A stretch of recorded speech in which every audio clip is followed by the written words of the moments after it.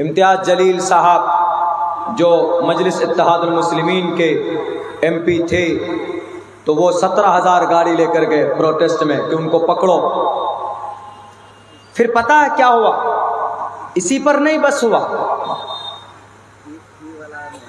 अगर मैं मंच से कुछ बोल दूं, कोई टोपी दाढ़ी वाला एक दो बात इधर उधर की बोल दे तो फौरन जेल।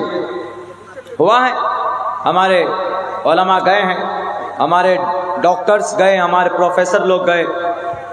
वो रामगिरी महाराज ने इतना बड़ा भाषण दिया तो CM क्या कहता है? CM महाराष्ट्र का, वहाँ का CM ये कहता है, जो लोग सोशल मीडिया में देखे होंगे उनको तो पता है, जो लोग सोशल मीडिया आप लोग नहीं है तो आप लोगों को बता रहा हूँ। उन्होंने ये कहा, CM ने ये कहा कि हमारे धर्म गुरु को कोई हाथ नहीं लगा सकता है।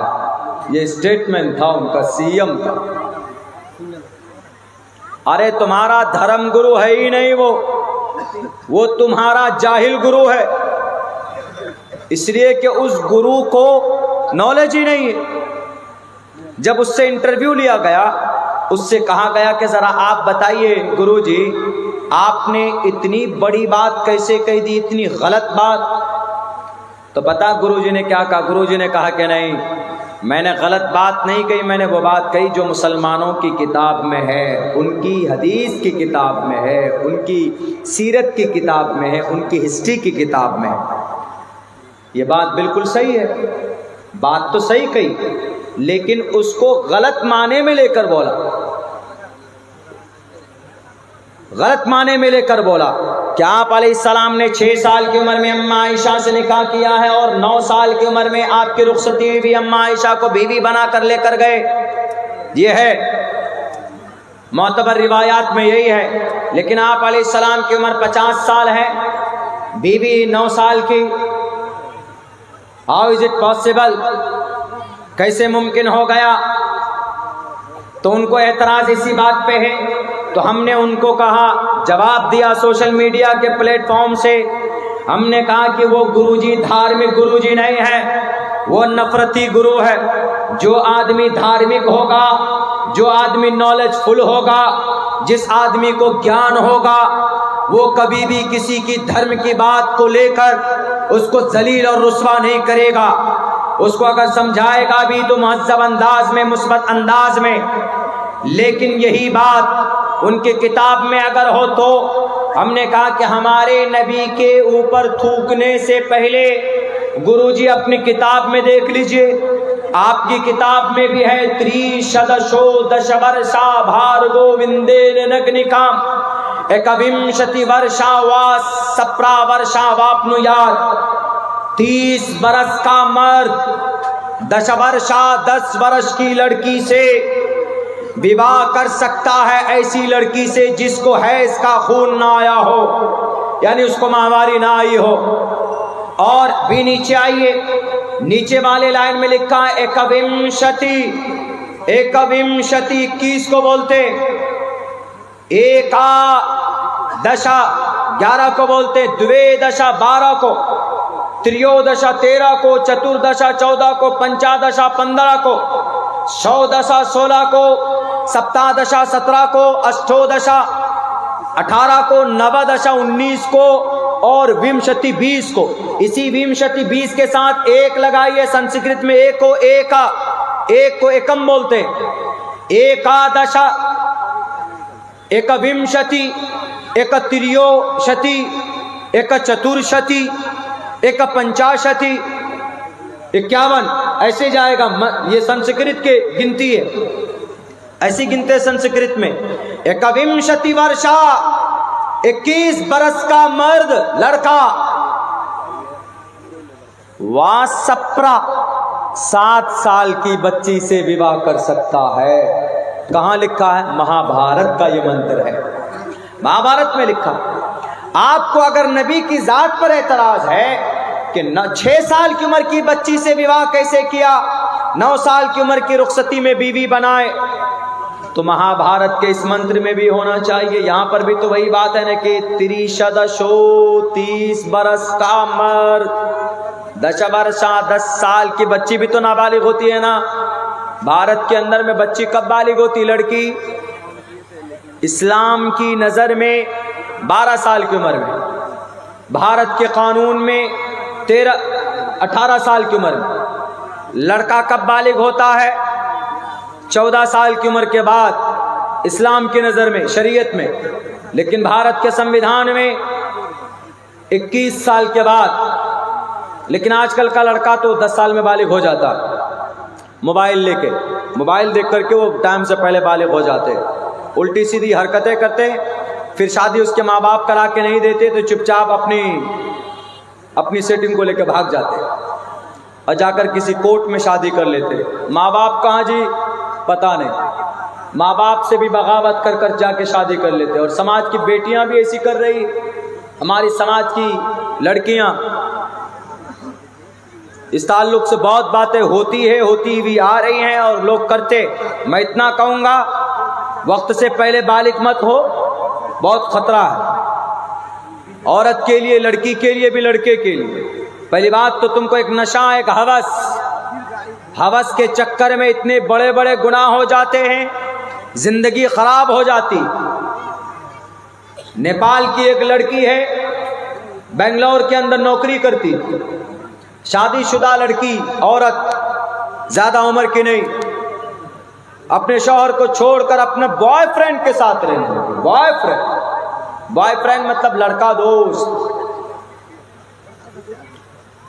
हवस पूरा हुआ, 60 टुकड़े करके फ्रिज के अंदर उसको डाला, 60 टुकड़े करके फ्रिज के अंदर डाला उसको। 19 दिन के बाद उसकी लाश मिली, जब बदबू हो रही थी। और मारने वाला लड़का उड़ीसा का था और मारने वाला लड़का लड़की का बॉयफ्रेंड, दोस्त, जिसके लिए बोलते थे you are my life, you are my राजकुमार। वो भी बोलता होगा तुम हमारी जिंदगी की सब कुछ, इस तरह के डायलॉग। दिलफेक आशिक इसी को बोलते हैं, दिलफेक आशिक, जिंदगी तबाह बर्बाद करने वाले ये जालिम। बैरक है, ये कभी नहीं होना चाहिए। किसी पर एतराज कीजिए, मुअज़्ज़ब अंदाज में कीजिए। जो बात अल्लाह के नबी अलैहिस्सलातु वस्सलाम की जीवनी में है, तो आप अलैहिस्सलातु वस्सलाम की जीवनी में बात गलत नहीं है, क्योंकि अम्मा आयशा सिद्दीक़ा से निकाह हज़रत अबू बकर सिद्दीक ने कराया। और अल्लाह के नबी ने 9 साल की उम्र में जो रुखसती की है, अम्मा आयशा की रुखसती हुई है। 9 साल की उम्र में अम्मा आयशा बालिगा हो गई थी। अरब कंट्री के अंदर वहाँ की आब व हवा गर्म है, वहाँ 9-10 साल की उम्र में बच्चियाँ बालिग हो जाती है, इसमें कोई शक नहीं है। इसलिए इस पर कोई एतराज़ नहीं होना चाहिए। रामगिरी महाराज साहब, आपको अगर ये एतराज़ हो कि नबी ने 11 शादियाँ क्यों की, नबी ने 11 शादियाँ की है, आपकी तरफ ब्रह्मचारी नहीं बने हैं, अंदर खाने सब काम करते हैं। पता है, बिना औरत के, बिना शादी के किसी की जिंदगी पुरसुकून नहीं हो सकती। मर्द के अंदर सेक्स की शहवानी कुव्वत अल्लाह ने रखी, मर्द और औरत के अंदर। औरत कब्जा कर ले, औरत कंट्रोल कर ले, मर्द नहीं कर सकता। शहवत जिसको सेक्स बोलते, ये अल्लाह के तरफ से, ये मर्द जल्दी कंट्रोल अगर कर ले, यानी जिसकी इसको, इस कुव्वत को, इस इच्छा को पूरा करने के लिए अल्लाह तबारक व तआला ने एक निज़ाम रखा है किसका? शादी का। यानी अगर आदमी के अंदर शहवत हो, उसको पूरा करने के लिए अल्लाह ने पाक रिश्ता बनाया। कौन सा? शादी का। अल्लाह के नबी फरमाते मन इस्तता मिनकुमुल बाअता फल्यतज़व्वज, अगर तुम में से कोई आदमी खर्च बर्दाश्त कर सकता, बीवी को सुख दे सकता, उसकी जरूरत पूरी कर सकता, फल्यतज़व्वज, उसको चाहिए कि शादी करे, गर्लफ्रेंड ना बनाए, मोबाइल के अंदर में हेलो हवा यूं ना करे, शादी करे, बीवी बनाए। फल्यतज़व्वज, शादी करने की वजह से आपके अंदर की ख्वाहिश, एक दूसरे के लिए लिबास बन जाएंगे, एक दूसरे की जरूरत पूरी करेंगे। फ़इन्नहु अग़ज़्ज़ु लिलबसरी व अहसनु लिलफ़रज व मन लम यस्तति फ़अलैहि बिस्सौम। और अगर किसी के अंदर ताकत नहीं है, घर नहीं है, पैसा नहीं, लेकिन शहवानी कुव्वत है, तो वो क्या करेगा? बीवी भी नहीं बना सकता, वो शादी नहीं कर सकता, क्योंकि ही हैज़ नो मनी, उसके पास पैसे नहीं है। तो जनाब मोहम्मद रसूलुल्लाह फरमाते हैं फ़ालैहि बिस्सौम, तो उसके ऊपर रोज़ा ज़रूरी। वो रोज़ा रखेगा तो रोज़े की वजह से शहवानी कुव्वत कम होती। लाओ कोई ऐसी मिसाल, कोई डॉक्टर की गोली नहीं दिखा सकते जो सेक्स को कम करने वाली, जो सेक्स की भूख को कोई कम करे, नहीं दिखा सकते। हमारे नबी के दामन में आना होगा रामगिरी महाराज साहब। इतनी बड़ी बात हमारे नबी कह रहे हैं, आप तो लोगों को बरगलाते। हमारे नबी के पैगाम से समाज के अंदर में तरक्की होती है। ये पैगाम सिर्फ हदीस में नहीं है, ये पैगाम आपके मनुस्मृति में भी है। यथा वायुम समाश्रिते सर्वजीवंते जंतवा तथा ग्रस्तामाश्रिते इतारा वर्तते इतारा शरामा। ए नौजवानों, जिस तरह जिंदगी के लिए हवा जरूरी है, वैसे ही लाइफ के लिए शादी जरूरी। Having a happy life in the form of wife, बीवी के जरिए से ही खुशहाल जिंदगी हो सकती है और समाज का निर्माण हो सकता बहरकैफ। तो हमने ये कहा कि गलत फहमी की बुनियाद पर मुजरिम बना दिया गया इस कौम को, हमारी मस्जिद को, हमारी नबी की सीरत और सुन्नत को जुर्म के तमाम तर आरोप लगा दिए गए। वक्त चूँकि अभी कुछ दिनों पहले जो मुझे चोट लगी है उसकी वजह से ज़्यादा देर तक नहीं बैठ सकते, गर्दन में दर्द होती है। मैं गुजारिश करूँगा कि अगले जो वक्ता हैं आप उनको बुलाइए, उनके आने तक जब तक मैं बोलता हूँ थोड़ी देर और उनके आने तक मैं बात करता हूँ, चूँकि मेरी गर्दन के अंदर में थोड़ी प्रॉब्लम है। तो मेरे भाइयों, आज हमारी ही यकीनन आमाल बद का नतीजा है कि आज फ़लस्तीन के अंदर, गज़ा के अंदर, अभी तो लबनान के अंदर, अभी कुछ दिनों से ईरान के अंदर हमले हो रहे हैं। हमारा रिश्ता मस्जिद से मजबूत नहीं हो रहा, हमारा रिश्ता अल्लाह से करीब नहीं हो रहा। आखिर क्या वजह है कि हम कलमा पढ़ते हैं, हम नमाज भी पढ़ते हैं, लेकिन हमारी नमाज़ों के अंदर इतनी क़ुव्वत नहीं होती कि जिससे हम अपनी ज़रूरत अल्लाह के सामने पेश करें तो अल्लाह तबारक व तआला हमारी उस परेशानी का समाधान करे। आज हम नमाज पढ़ते, मस्जिद में जाते, लेकिन नमाज जिस सिफत के साथ होनी चाहिए, क्या उस सिफत के साथ नमाज होती? अल्लाह का कुरान तो साफ लफ्ज़ों में कहता है इन्नस्सलात तन्हा अनिल फ़ाहशाइ वल मुनकर, बेशक नमाज बेहयाई बुरी बातों से रोकती है। लेकिन जब हम मस्जिद में देखते हैं कि मस्जिद में जो नमाजी हैं नमाज पढ़ कर आते हैं तो गाली वही बोलते, वही दूसरे की चुगलखोरी करते, वही दूसरे की गीबत करते, बेईमानी वही करते। आखिर क्या वजह है कि नमाज हमको सही हालत पर नहीं ला रही? तो इससे साफ पता चलता है कि अल्लाह का कुरान सही है, हमारी नमाज में कमी। जितने भी नौजवान यहाँ बैठे, नौजवानों एक पैगाम देना चाहता हूँ, अपने वक्त को ऐसे ज़ाय मत होने दो। अल्लाह ने बहुत पुरअमन इलाके में आपको बसाया है और कोई दिक्कत कोई परेशानी नहीं है। पूछिए गजा पट्टी के मासूम नौजवानों से, एक घर के अंदर 5-5, 6-6 जवान हट्टे गट्टे बेटे थे, लेकिन RDX और बम के बारूद बनकर रह गए वो बच्चे। आज जो इस्राइल को नाक के बल किसी ने झुकाया है तो नौजवानों की ताकत ने झुकाया है फलस्तीन के अंदर, सरजमीन गजा पट्टी के अंदर। वो नौजवान हैं जो हमेशा ये कहते हस्बुनल्लाह, हमें अल्लाह काफी है। वो भी तो जवान हैं और हम भी जवान हैं। हमारी और उनकी जवानी में क्या फर्क है? वो हमेशा नमाज के पाबंद रहते। सिर्फ 5000 नौजवान हैं। इस्राइल से लड़ने वाले कितने? सिर्फ 5000। उस तंजीम का नाम अल हमास। उन 5000 नौजवानों में 3500 हाफिज़े कुरान हैं। 3500। बताइए अगर आपको सहाबा की झलक देखना हो, वैसा ईमान देखना हो, तो चले जाइए गजा पट्टी के उन मुसलमानों जो बचे हुए उनको देखिए। पूरा शहर बर्बाद कर दिया गया, पूरा शहर। गजा पट्टी कोई बहुत बड़ा शहर नहीं है।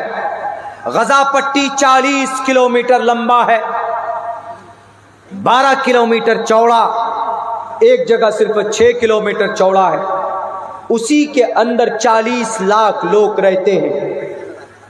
उस गजा पट्टी का एक इलाका समंदर से घिरा हुआ, 3 हिस्सा उसका 2 हिस्सा इसराइल से घिरा हुआ है, 1 हिस्सा मिस्र से घिरा हुआ।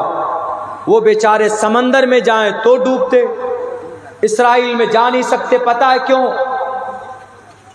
बड़ी बड़ी दीवार खड़ी कर दी बॉर्डर पर इसराइल कि ये इसराइली इधर ना, ये गजा पट्टी के फलस्तीनी इधर ना। इतना बड़ा जुल्म हो रहा। इसीलिए वहां के नौजवानों ने और वहां के मुसलमानों ने ये तय किया, ये उन्होंने अहद कर लिया, अज़म कर लिया, अब जो हो देखा जाए। दुनिया की सबसे ज्यादा डिफेंस सिस्टम इसराइल में है। छोटा सा मुल्क है, छोटा सा, बहुत पिद्दा सा, बहुत बड़ी आबादी भी नहीं है, लेकिन इतना ताकत बनाया, इतना ताकत उन्होंने बना रखा है कि कोई भी उनसे करीब नहीं हो रहा उनके मुकाबले के लिए। क्यों? उनके पास आयरन डोम है। आयरन डोम, कोई भी मुल्क उसके ऊपर हमला करे तो वो अपने आप को बचा सकते। आयरन डोम 5-6 करोड़ रुपए उसके एक मिसाइल को बनाने में लगता है। और वो आयरन डोम अगर देख रहा है कि कोई मिसाइल आ रहा है तो फौरन वो ट्रैक करता है, डिटेक्ट करने के बाद हवा में मारता है। ऐसी डिफेंस सिस्टम सिर्फ इसराइल के पास है, दुनिया के किसी कंट्री के पास नहीं। लेकिन उसको भी पिछले 1 साल से 7 अक्टूबर सन 2023 से आज देखिए अक्टूबर खत्म सन 2024, यानी 13 महीने से मुसलसल वो आग और बारूद की बारिश कर रहे हैं। देखिए जरा आप लोग बैठिए, मुझे बात पूरी करने दीजिए, नहीं तो फिर आइंदा के लिए मैं ये बंद कर दूंगा। आप थोड़ा बैठ जाइए, उसके बाद लेके जाइए।